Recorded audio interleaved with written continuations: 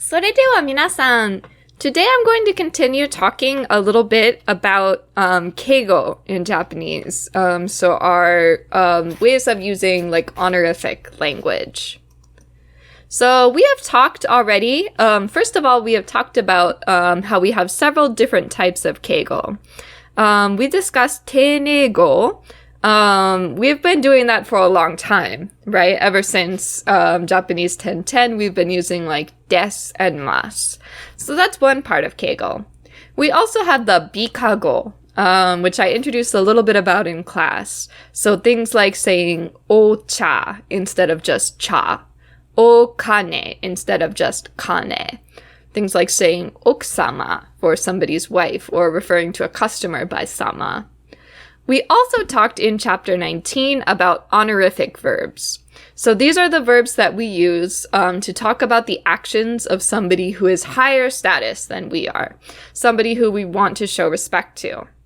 So we use it to talk about their actions or to talk to them when talking about their actions.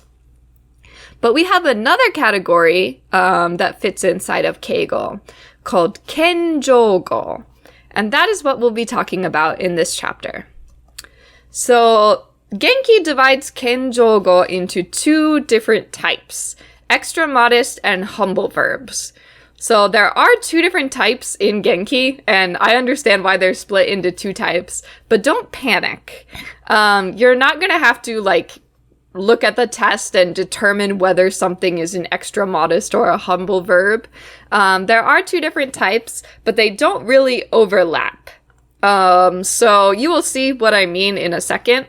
But even though there's these two different kinds, we don't have to worry about distinguishing between the two, as long as you can remember that they're all kenjogo. So if we use son keigo for the actions of somebody who is a higher status, then kenjogo are the actions we use for ourselves. So son keigo we use to elevate the person that we're speaking about or speaking to relative to ourselves. But kenjogo we use to lower ourselves relative to the person that we're speaking to or about.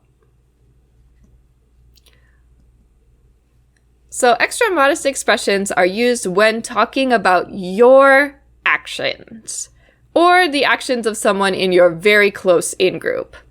And these specific extra modest expressions, so the other set of keigo, the humble expressions that we're going to talk about in a minute, have kind of a restriction on when you can use them. They don't really make sense if we're talking about actions that don't have anything to do with the person we're talking to. But these extra modest expressions that I'm introducing here, you can use pretty much anytime. You don't have to worry about whether or not your actions impact the other person. So extra modest expressions, once again, we use when we're talking about ourselves or about our very close in-group. So for example, if I'm talking to Buto about one of my actions, in normal Japanese I might say Tokyo ni ikimasu. But I would use an extra modest expression showing modesty if I was talking about it with a person of higher status. So I might use instead mairimasu. Mairimasu. So mairimasu is a word that we use instead of iku or kuru. So for example, as Mary-san says here, アメリカから参りましたですね。アメリカから参りました。We also have おります。おります is our replacement for いる。So, for example, if I'm asking, 山田様はいらっしゃいますか? I might answer with はい、おります。Yes, he's here. The reason that this person is using おります for Yamada-sama, even though they're not the same person, is because they are part of the same close in-group. He is a member of her company. ですね. So we'll use おります in place of います. Our next verb is いたします. いたします is used in placement in Itashimasu is used to replace suru shimasu. So, for example, instead of saying 私がします, Miyori-san might say 私がいたします. This one is probably one of the first ones you'll learn and one of the most common ones that you'll have to say a lot. 申します. 申します. 申します replaces 言います. So I talked a little bit probably in chapter 19 in the class about the fact that another way to introduce yourself that unfortunately Genki hasn't really taught us yet is 何々と言います. So my name is Angela Harris. So if I were introducing myself, I could say ハリスと言います as well as saying ハリスです. Because of that, the most natural way to introduce yourself in kenjogo, to introduce yourself in an extra modest sentence, is to use 何々と申します. So when I introduce myself to like other adults in a relatively formal context, I would probably say ハリスと申します. Our next verb, luckily, is one that you're already very familiar with. いただきます.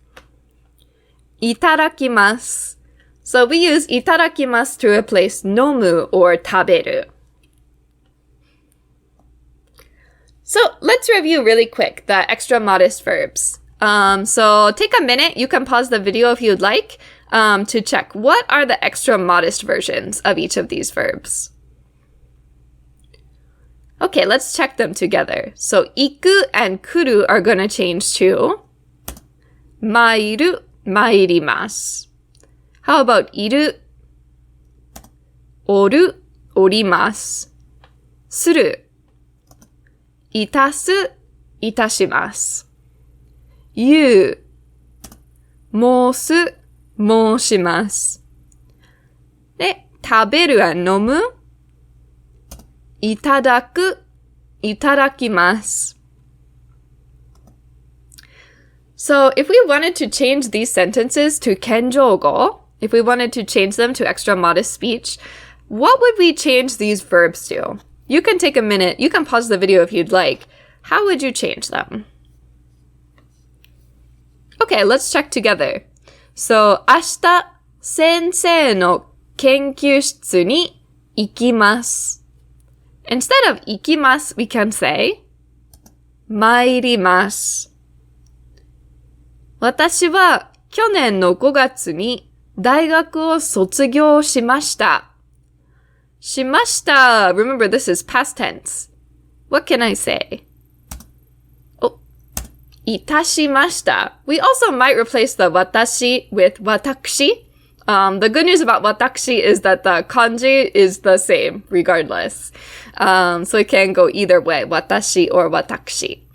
So watakushi is just a more formal version of watashi that makes it a little bit extra formal. How about 3番? 私は1年間日本語を勉強しています. We can change to 私 or 私は1年間日本語を勉強しております. So once again, these extra modest verbs we use to talk about ourselves or about our own actions, kind of lowering our status relative to the person that we're talking to. And we can use them in any kind of situation, regardless of whether our action impacts the person or not. A place where you will see these a lot is when you're giving a self-introduction. So saying things like, ハリスと申します。UNT で働いております。日本語を教えております。テキサスから参りました。There actually are a couple more extra modest verbs that I want to introduce before we wrap up. The reason we're introducing these separately is that they're a little bit special. So extra modest verbs we might see are ございます. So ございます is a replacement for ある あります. So we can say like はい.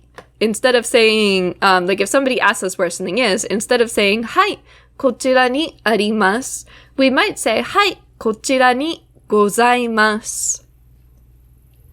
We also have de gozaimasu.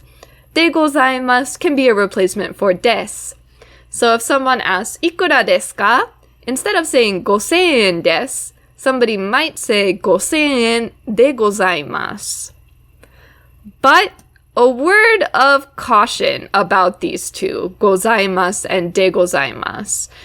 These are a little bit stronger in formality, I think, than some of the other ones other extra modest verbs that we have looked at.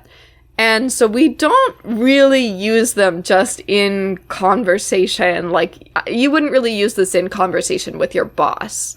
The main place that you see these used is like service personnel who are talking to customers. So in these examples, the lady in the store answering how much something costs, the lady in the store answering where something is. Those are the contexts where you will hear these. You can't just replace every single des in all your sentences with de gozaimasu. It starts to sound really strange. And you can't replace every single arimasu with gozaimasu either. So honestly, I would err on the side of caution and just not use either of these in most of your sentences. But you do need to know what they mean if somebody uses them around you. Because you might hear de gozaimasu a lot if you go to a restaurant or to a store in Japan.